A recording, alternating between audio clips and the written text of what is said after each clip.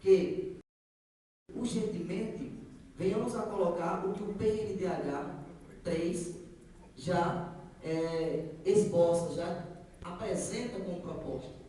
E o PNDH, na verdade, traz a pluralidade religiosa como elemento fundamental que possamos discutir, e isto até então não saiu do papel.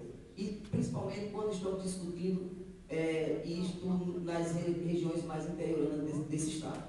Ou seja, na verdade, falta muito mais uma ação que possibilite não só discutir, mas implementar essas políticas que já estão tidas como princípio e como matrizes lá no PNDH3.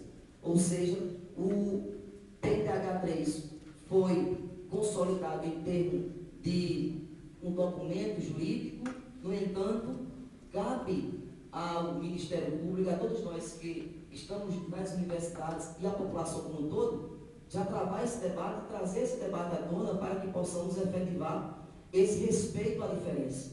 Porque muitas vezes o respeito à diferença tem sido muito mais do ponto de vista do debate, do discurso e do ponto de vista pragmático, esse respeito à diferença acaba por ficar em segundo plano. Isso tem sido uma realidade constante, principalmente quando nós estamos discutindo lá no Cariri Paraibano. E claro, não é tão simples modificar essas percepções, posto que elas estão incorporadas no sujeito. E aí eu gosto muito de usar uma frase que o Einstein falava, que é mais ou menos isso: é muito mais fácil desmembrar um átomo que propriamente desmembrar um preconceito. Porque o preconceito, ele arraiga no corpo e na mente do sujeito de forma tal que eles naturalizam. E ao naturalizar, não percebem que estão violentando o outro, quando este outro, por ser diverso, deve ser claramente respeitado. E o que tem feito, ou que faz com que nós sejamos iguais, é o fato de sermos verdadeiramente diferentes. Então a diferença, ela surge nessa contemporaneidade como elemento central para se pensar, inclusive, a questão que ora se coloca nesse debate, que é a questão do desenvolvimento. Ou seja, como pensarmos o desenvolvimento, tanto do ponto de vista espiritual, como do ponto de vista material, se nós não levarmos em consideração essa pluralidade e essa diversidade que existe. Essa diversidade se reflete desde os movimentos culturais e, claro, a religião, estando dentro dessa conjuntura, ela também deve ser pensada em sua forma diversa, e essa diversidade deve ser claramente respeitada a partir das suas diferentes manifestações. Sabemos que existe uma hierarquia valorativa, e essa hierarquia valorativa, claro, o cristianismo detém uma certa hegemonia. E aí, como discutir isso respeitando o espaço dos cristãos, mas também respeitando as diversas minorias e que, portanto, têm suas formas particulares de expressar-se religiosamente, e que possamos construir isso que nós estamos dizendo de desenvolvimento, ou seja, de desenvolver. Como envolver esse outro de forma que ele possa dialogar com e, claro, respeitando as particularidades de cada um.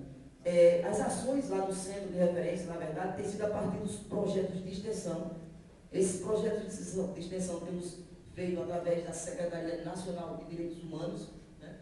E temos dialogado nesse sentido, para não só produzirmos livros que possibilitem a adoção deles por parte dos gestores e, mais ainda, dos educadores, mas também a partir de fóruns e debates. Mas nós sentimos que essas ações ainda são muito embrionárias e que, portanto, precisam fortalecer muito mais.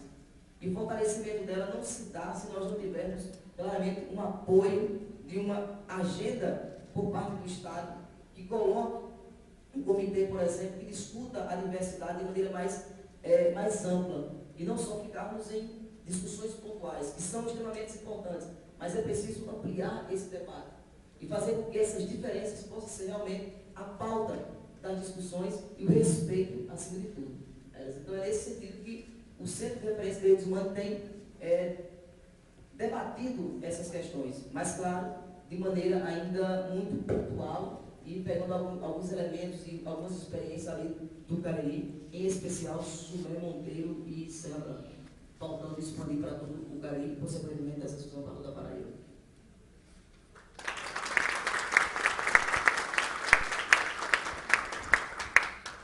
Agradecendo as falas anteriores, comentando o tema do evento, da nossa mesa especificamente, realmente nós consideramos que a liberdade de expressão religiosa, a diversidade religiosa, os direitos humanos têm tudo a ver com desenvolvimento.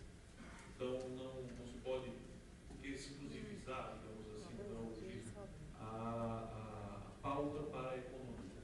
Nós temos aqui, sim, inclusive, até trabalho nesse dentro da própria área, relacionando uma coisa com a outra. Portanto, devemos discutir, debater as questões de direitos humanos dentro dessas avaliações sobre a integração social, sobre o desenvolvimento social, que inclui, por que não, o campo da religião.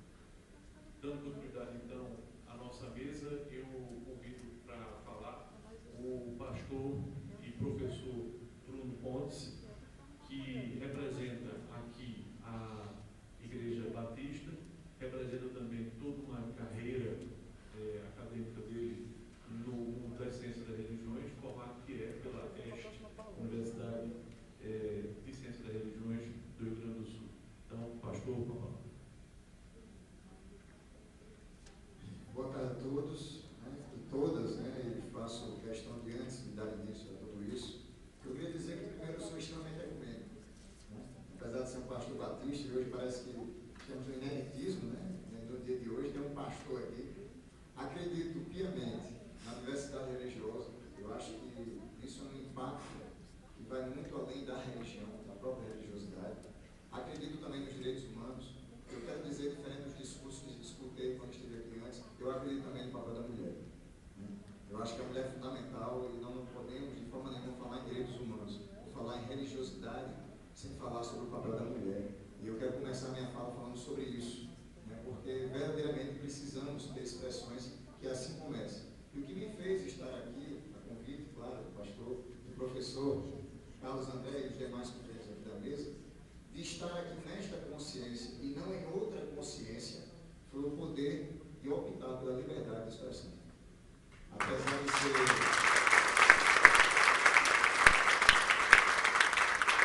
Eu acho que estarmos nessa consciência e não em outra nos possibilita o diálogo de sermos livres de verdade, sem utilizar máscara, sem fingir uma pseudo-espiritualidade, uma pseudo-religião.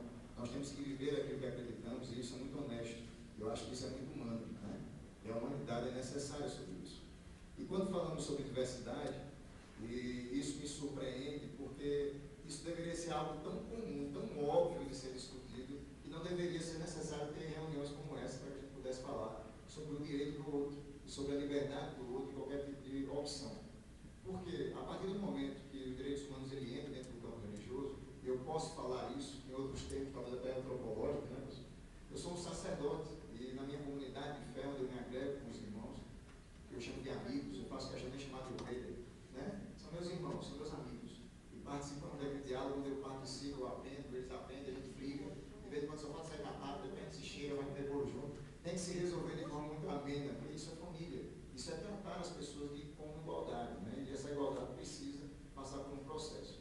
E todo desenvolvimento é necessário que, antes de se desenvolver, a necessidade de desconstruir.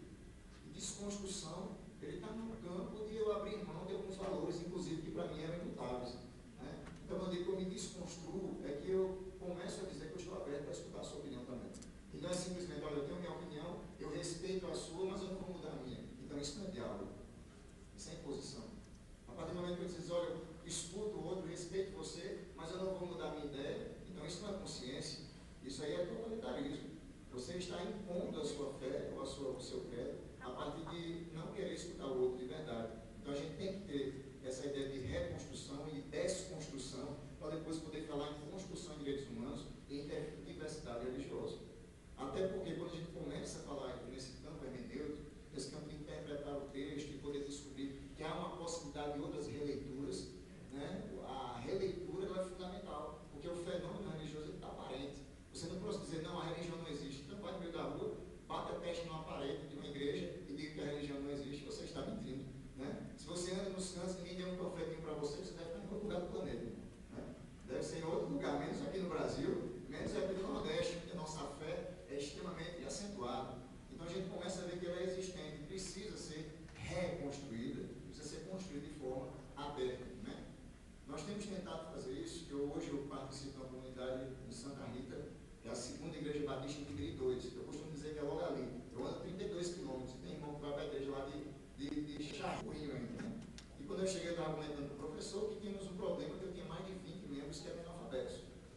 E eu disse, gente, o que eu vou fazer nesse lugar, né? Uma adulta, eu falo na Bíblia, eu leio a Bíblia, abre a sua Bíblia, e o irmão não sabe nem ler ou não. Leva a Bíblia de cabeça para baixo, eu começo a falar sobre as sutras sagradas que no texto, aí o irmão estuda o que é isso, não sabe onde é. Não, porque na Torá, e todo mundo fica desesperado sem saber o que é. Um dia eu me reuni com os irmãos, vou ter uma conversa séria aqui na igreja hoje. Aí disse, que é? Qual é o problema de vocês? Por que vocês não vão para a igreja? Por que vocês não vão para a escola? Por que vocês não estudam? Qual é o problema? Aí, não, pastor, porque a gente já está em idade, a gente já tem dificuldade, tem vergonha de ir para a escola, e aquilo isso. Então me diga uma coisa, se a escola viesse para a igreja,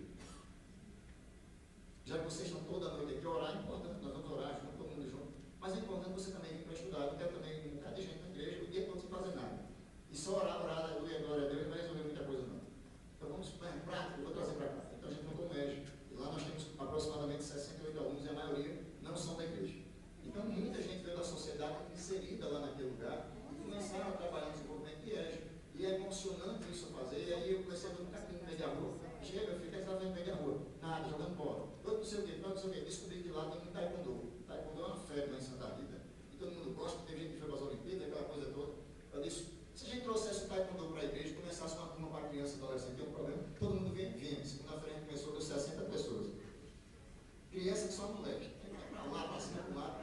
Aí começamos a fazer, qual é o problema de começar a discussão? Semana que vem eu vou trazer um espírito, vai vir trazer uma palestra aqui, vou trazer um budista, e começamos a falar, trazer pessoas, um padre que é muito amigo meu, diácono, começamos a discutir sobre o cristianismo na igreja, como a igreja ficou diferente. Começaram a dizer, pastor, a igreja da gente é diferente, meu filho, acredite, ela é diferente. Começou a ter muitos problemas e me questionaram uma vez, e me disseram, pastor, verdadeiramente, o que nós estamos fazendo tem alguma coisa a ver com o evangelho? Esse negócio de trazer o EJA para dentro, é uma fábrica de fraldas, começar a trabalhar com taekwondo, isso tem alguma coisa a ver com a igreja, com o evangelho? Eu disse, não, tem nada a ver com o evangelho, isso é o evangelho. O evangelho é as boas novas que abre portas para as pessoas, para que as pessoas possam reconstruir a sua mente. Então isso não faz parte do evangelho, isso é o verdadeiro evangelho. E nós estamos ligados na igreja.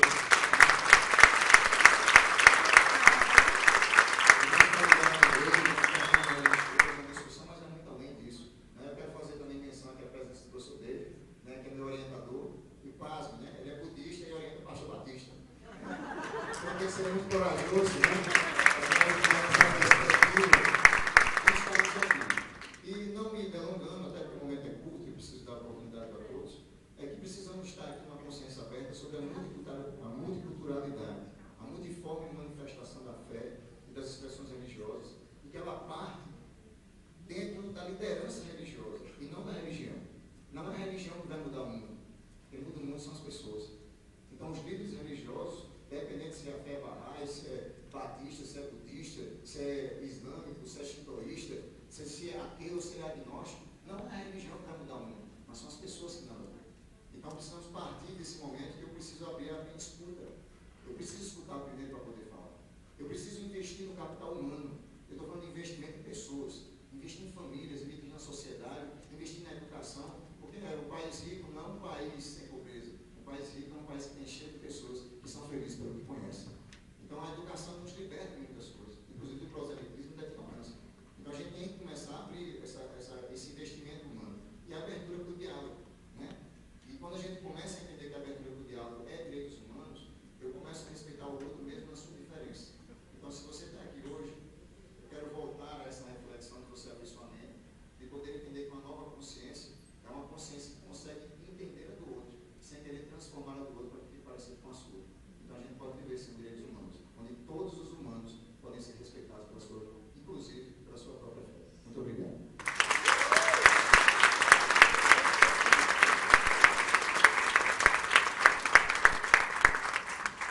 E assim a gente vai vendo que direitos humanos e diversidade religiosa vai construindo diálogo com o campo cristão, diálogo com o campo evangélico, que é importantíssimo e imprescindível, até porque, do ponto de vista demográfico, não há diversidade religiosa e direitos humanos a serem aplicados no Brasil sem a presença dos cristãos, sem a presença dos evangélicos, e o diálogo se constrói com a nossa tenacidade. Eu queria saudar, mais uma vez, como fez o orientando, a presença do meu colega do Departamento de Ciência da Religião de UFPB, o professor David Reison. Não está aqui porque eu não sabia que você estava aí. Senão, já teria sido chamado para cá para falar do budismo, do qual ele é um grande especialista. Então, dando continuidade à nossa programação, eu queria só fazer um pequeno comentário. Nossa Nossa programação foi reagendada 2 vezes. O horário era 14 horas, passou a ser 15h10, começou um pouco mais tarde, e isso impediu a vinda de 2 convidados que têm agenda em João Pessoa no final da tarde, que são o professor Severino Celestino, que mandou um grande abraço para o companheiro espírita de mesa, não pôde estar presente no função de horário, e o professor Hugo Espínola, especialista na luta que estamos tendo em Brasília contra o acordo Brasil-Santa Sé, e ele falaria exatamente sobre essa questão em que pé está a ação de inconstitucionalidade do acordo Brasil-Santa Sé.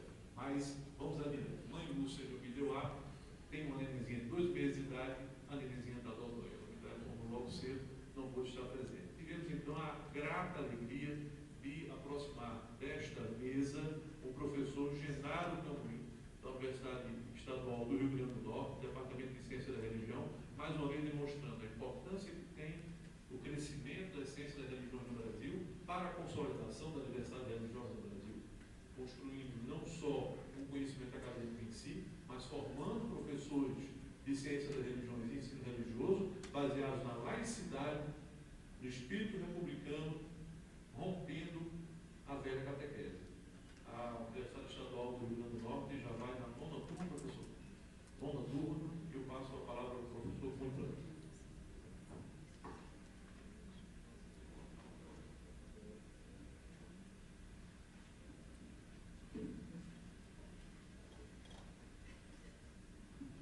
Boa tarde a todos. Gostaria de agradecer o convite do Encontro da Nova Consciência e igualmente o professor Carlos, muito me honra estar nessa mesa, e todos presentes. Não vou me delongar, até porque esse convite foi feito recentemente, para não dizer ontem mesmo, então não teve tempo de preparar muita coisa, mas caso queiram ouvir um pouco mais sobre as pesquisas que a gente desenrola na Universidade do Estado do Rio Grande do Norte, amanhã à tarde, às 2 horas, eu estarei apresentando um resultado de pesquisa de PIBIC, que diz respeito às identidades religiosas aqui dos encontros religiosos em Campina Grande. Então, a gente vai apresentar um resultado parcial. Eu só queria ratificar as palavras do professor Carlos e dizer que não é possível falar de diversidade, pluralidade, principalmente de tolerância e de respeito, sem educação. Eu acho que a pedra de toque de tudo é a educação. E nesse sentido, há uma área nova acadêmica chamada Ciências da Religião, que é fundamental para a construção desse mundo novo. Porque ela vai formar algo que vocês já conheceram, mas de uma forma bastante diferente, que é o professor de ensino religioso. Então, o professor de ensino religioso do século XXI, ele é outra pessoa. Ele não é mais aquele que exerce o seu papel de orador para fazer proselitismo. Ele está vedado desse tipo de situação. O professor de ensino religioso do século XXI é aquele que, como diz o professor Carlos muitas vezes em sua fala, defende a laicidade. Ele é o primeiro anjo guardião da laicidade. E muitas vezes ele é escanteado nas escolas, né? Se respeita muito o professor de português, o professor de matemática, a gente respeita até o professor de história. E o professor de ensino religioso pobre, ele fica lá no cantinho, às vezes ele é chamado para fazer uma oração, mas esse professor, ele não vem mais para realizar um culto. Ele vem exatamente fazer aquilo que nós estamos falando aqui desde o início. Ensinar às nossas crianças o respeito ao diferente.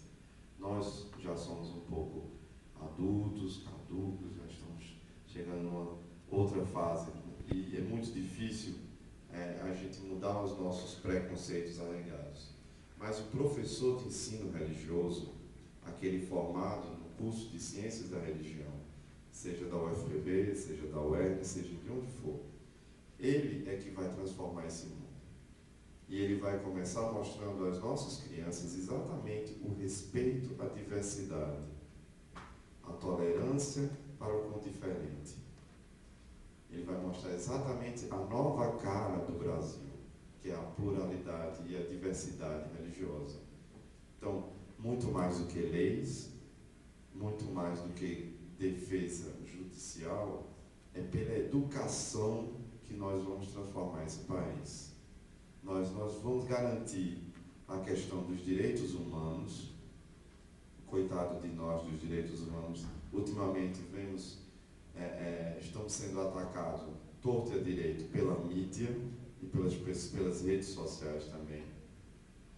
Mas esse professor de ensino religioso, ele trabalha na surdina, ele trabalha silenciosamente, mas ele é que está provocando a mudança do mundo, a mudança do nosso país. Então, aqueles pais ou avós que têm filhos nas escolas e que ouvem falar no professor de ensino religioso, perguntem ao diretor da escola se quem está dando essa disciplina é um professor de matemática, ou é um professor de história, ou é um professor de português. E digam, diretor, quem deve dar essa disciplina é um professor formado em ciências da religião. E eu desejo que a escola contrate um professor formado em ciências da religião, porque é ele capacitado a exatamente falar sobre ética, falar sobre tolerância, falar sobre diversidade, não um outro. É ele exatamente que vai estar defendendo a garantia do respeito ao outro. Por quê? Porque esse professor não mais irá fazer proselitismo. Esse professor não mais irá esconder as religiões minoritárias para falar somente das religiões hegemônicas. Esse professor, ele é formado exatamente para mostrar essa diversidade. Então, o professor de ensino religioso, professor Carlos, muitas vezes a gente diz isso em sala de aula, ele é tão fundamental quanto um outro professor que muitas vezes é discriminado, que é o professor de filosofia. Hoje a gente dá muito vazão ao ensino técnico, mas um professor de filosofia, assim como um professor de ensino religioso, ele é que provoca revoluções. Um professor de ciências exatas, sem querer desmerecer, ele vai muitas vezes colocar técnicas novas, passar regras, passar fórmulas. Um professor de ensino religioso, ele vai tentar tocar aquilo que é mais arraigado em nós mesmos. E muitas das vezes o professor de ensino religioso, ele é bastante combatido pelos próprios pais, que vão perguntar ao diretor ou ao coordenador pedagógico, mas o que esse professor está ensinando? Eu não botei o meu filho nessa escola para aprender sobre reencarnação, nem para aprender sobre o que é manjar. Ora, esse professor, muitas vezes, ele não tem nem o direito de se defender na própria escola, porque é discriminado pelos outros professores, seus pares. Mas é exatamente esse professor, gostaria de terminar minha fala nesse sentido, e ratificar na mesma coisa, é esse professor que vai provocar a revolução. Porque é esse professor que vai ensinar o respeito. E a criança, ela é muito mais factível de ser mudada, de construir um novo, do que nós, que estamos aprendendo agora, uma fase já adiantada da nossa vida. Então, muito obrigado a todos, gostaria de agradecer à mesa.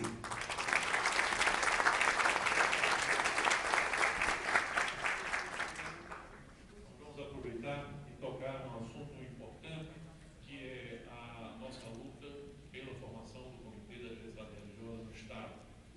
Nós temos algumas ações nesse sentido. Pode ser acompanhado, por exemplo, no Facebook, a nossa ação no sentido de que o Estado crie o seu Dia da Diversidade Religiosa. E a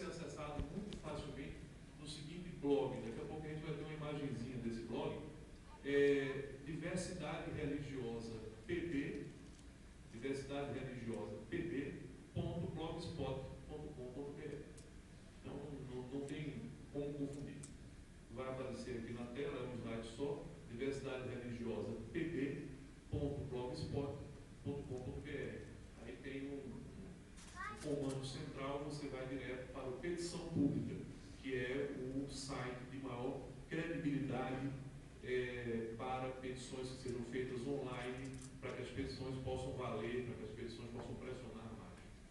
E aí eu peço a você, Zé, que coloque esse primeiro slide e peço a compreensão da mesa, no sentido de que nós vamos ter apresentações com uso de slide. Então, por alguns minutos, nós vamos lá para a primeira fila e em seguida nós retornamos para cá para terminar a mesa.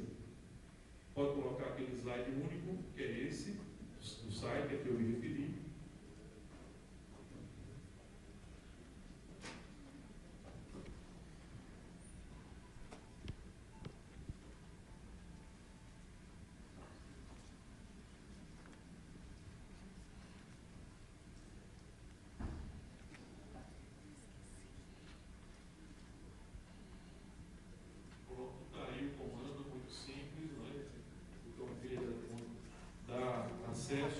E eu gostaria de chamar então para a sua apresentação na outra parte, com o nome de Odete, a professora Odete Lacerda Ferreira, da Federal de Campina Grande, representando a comunidade Bahá'í da cidade de Campina Grande e que vai fazer uso dos slides que já estão em casa.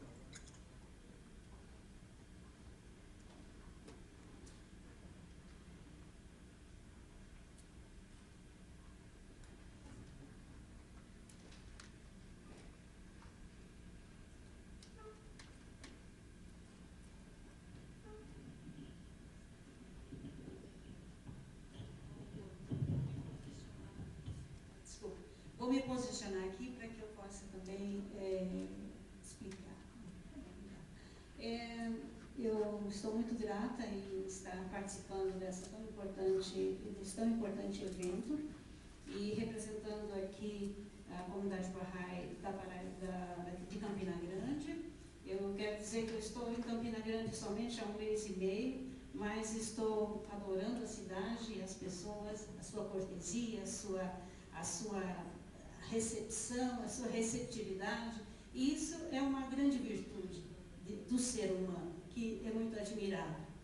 E nós colocamos um tema da concepção do ser humano como a sua natureza nobre, né? Então, o que nos une, na verdade, é essa ideia de que o ser humano ele tem uma natureza dual, uma natureza material e uma espiritual. Na natureza